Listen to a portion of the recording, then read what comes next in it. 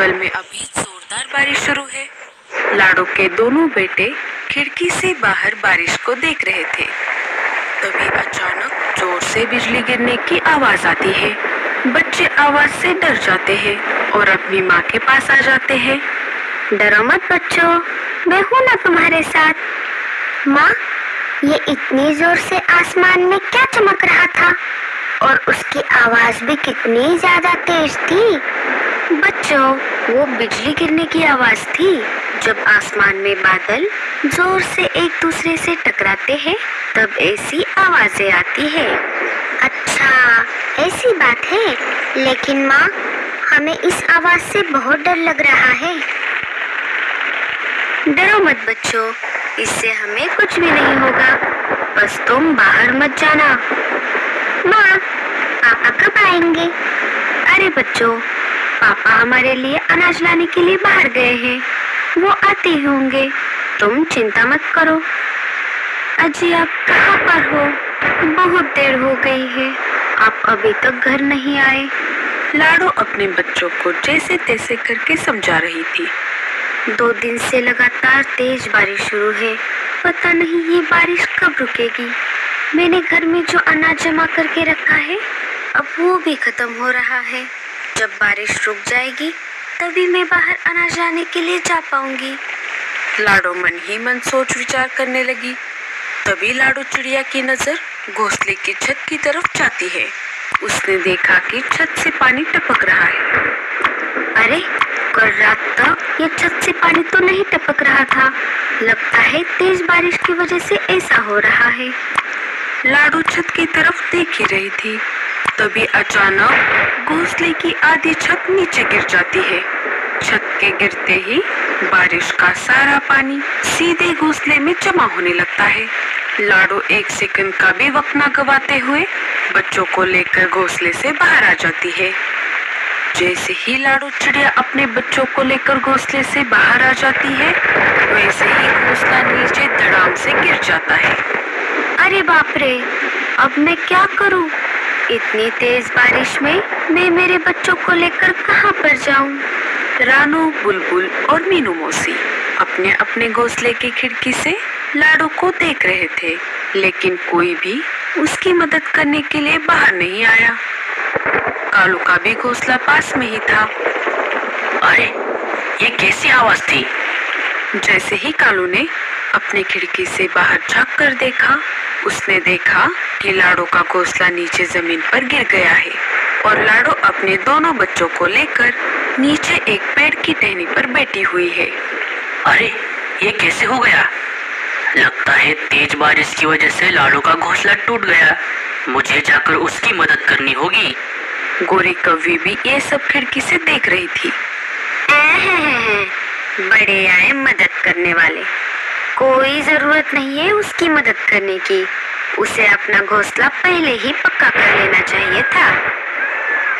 कोरी, तुम ऐसा कैसे बोल सकती हो? बारिश तो कभी भी आ सकती है, वो हमारे हाथ में नहीं है। कभी भी किसी के भी साथ ऐसा हो सकता है, हमारे साथ भी। क्या तुम्हें याद है जब हमारा घर नहीं था और तेज बारिश हो रही थी, हम लाडो से मदद मांगने के लिए उसके घर गए थे। लाडो, अरे ओ लाडो, दरवाजा खोलो, हम मुसीबत में हैं। कौन है? अरे मैं हूँ, कालू। अरे कालू भैया, आप यहाँ पर कैसे? लाडो, बाहर बहुत तेज बारिश हो रही है। हमारे घोंसले में बहुत पानी आ रहा है। क्या तुम बारिश रुकने तक हमें तुम्हारे घर में पनाह दोगी? हाँ कालू भैया, अंदर आइए। तब तो तुम बिना सोच विचार किए अंदर चली गई थी और तब तो तुमने कुछ भी नहीं कहा। आज जब हमें उसकी मदद करने का मौका मिल रहा है तो तुम मुझे मना कर रही हो। हटो, मुझे जाने दो। हाँ, मेरी तो कोई सुनता भी नहीं। उसे अंदर लेकर इस घर को भी आप गिरा। कालू बाहर जाने के लिए घोंसले का दरवाजा खोलने लगता है, लेकिन दरवाजा नहीं खुलता। अरे, ये दरवाजा क्यों नहीं खुल रहा? शायद बारिश के कारण ये फूलकर जाम हो गया है। अब मेरा मुंह क्या देख रही हो? दरवाजा खोलने में मेरी मदद करो। ओए माँ, मर गई रे। मेरे हाथ पैर तो बहुत दर्द कर रहे हैं। मैं तो चली सोने। डुग्गू बेटा, आओ मेरे पास। आज तुम अपने माँ के पास सोओगे, पापा के पास नहीं सोओगे। हाँ मम्मी, मैं तुम्हारे पास ही सोऊंगा। गौरी, तुम मेरी मदद ना करके ठीक नहीं कर रही। अरे लाडो, ये कैसे हो गया? तुम सब ठीक तो हो ना? क्या बताऊं बल्लू जी, हमने इतना अच्छा और पक्का घोंसला बनाया था, लेकिन पता नहीं ये कैसे टूट गया। जब घोंसले की आधी छत गिर गई, तभी मैं बच्चों को लेकर बाहर आ गई और थोड़ी ही देर में पूरा घोंसला नीचे गिर गया। तुम चिंता मत करो लाडो, अब मैं आ गया हूँ ना। बारिश रुकने तक हम किसी से मदद मांग लेते हैं। लाडो और उसका परिवार मदद मांगने के लिए पहले बुलबुल चिड़िया के घोंसले के बाहर आ जाते हैं। लाडो घर का दरवाजा खटखटाती है। बुलबुल, अरे ओ बुलबुल, जल्दी से दरवाजा खोलो। बुलबुल चिड़िया जानबूझकर बिना घोंसले का दरवाजा खोलते हुए खिड़की से ही लाडो से बात करती है। क्या है लाडो? लाडो सारी बातें बुलबुल को बता देती है। मुझे माफ कर दो लाडो, मैं तुम्हें घोंसले के अंदर आने देती, लेकिन वो क्या है ना, इनकी तबीयत खराब है। अगर मैंने तुम सबको अंदर ले लिया तो इनकी बीमारी तुम सबको लग जाएगी। इसीलिए तुम कोई और घर देख लो। तुम एक काम क्यों नहीं करती? तुम रानो चिड़िया के घर चली जाओ, वो तुम्हारी जरूर मदद करेगी। ठीक है। लाडो और उसका परिवार वहां से निकलकर रानो के घोंसले के पास आ जाते हैं। रानो भी बीमारी का झूठा बहाना बनाकर लाडो को मीनू मौसी के यहाँ पर जाने के लिए कहती है। बेचारा लाडो का परिवार बारिश में भीगते हुए मीनू मौसी के घोंसले के पास आ जाते हैं। लाडो दरवाजा खटखटाती है, लेकिन मीनू मौसी सुनकर भी अनसुना कर देती है। लाडो बहुत देर तक दरवाजा खटखटाती रही, लेकिन मीनू मौसी ने दरवाजा नहीं खोला। लगता है मौसी सो रही है, उन्हें हमारी आवाज नहीं आ रही। लाडो परेशान हो जाती है। अब हमारी आखिरी उम्मीद कालू भैया है। चलो बच्चों, हम उनके पास चलते हैं। बड़े आए मेरे घर में रहने वाले। अगर मैंने इनको रहने के लिए जगह दे दी तो बारिश रुकने तक और खुद का घोंसला तैयार होने तक ये यहाँ से नहीं हिलेंगे, और ये दो बदमाश बच्चे मेरा पूरा घर खराब कर देंगे। अच्छा हुआ मैंने दरवाजा नहीं खोला।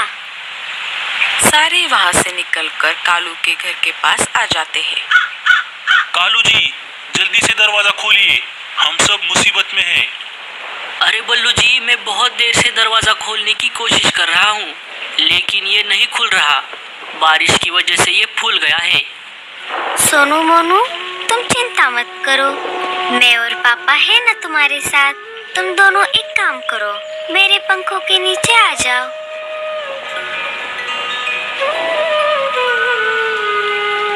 गौरी, तुम इतना कठोर कैसे हो सकती हो? ये कोई टाइम है सोने का? बाहर लाडो और उसका परिवार मुसीबत में है, वो भीग रहे हैं, और तुम हो कि कंबल ओढ़कर सो रही हो। उठो और दरवाजा खोलने में मेरी मदद करो। मैं कोई मदद नहीं करने वाली। अगर तुम फिर से मुझे नींद से उठाओगे तो कल सुबह होते ही मैं मेरे मायके चली जाऊंगी। कालू मन ही मन बात कर रहा था। अब मैं क्या करूं?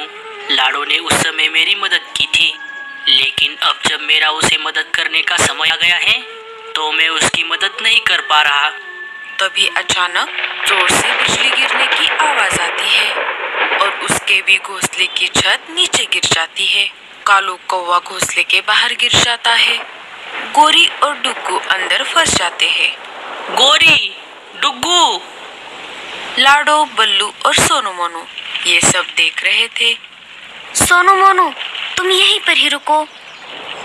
लाडो और बल्लू जल्दी से कालू के पास आ जाते हैं और फंसे हुए गोरी और डुग्गू को निकालने की कोशिश करते हैं। जैसे तैसे करके वो दोनों को बाहर निकाल लेते हैं। गोरी और डुग्गू को गहरी चोटें आई थी। गोरी को अपने किए पर पछतावा हो रहा था। गोरी रोने लगी। लाडो, मुझे माफ कर दो। जब तुम्हारा घोंसला गिर गया था तब मैं बहुत हंसी थी। शायद इसी वजह से ऊपर वाले ने मुझे यही सजा दे दी। ये सब नजारा देखकर रानो, बुलबुल और मीनू मौसी भी बाहर आ जाती है। लाडो, हमें भी माफ कर दो। तुम सब बारिश रुकने तक मेरे घोंसले में रहने के लिए आ जाओ। सारे मिलकर लाडो और कालू के घर को फिर से बनाने में मदद करते हैं और सब हंसी खुशी रहने लगते हैं।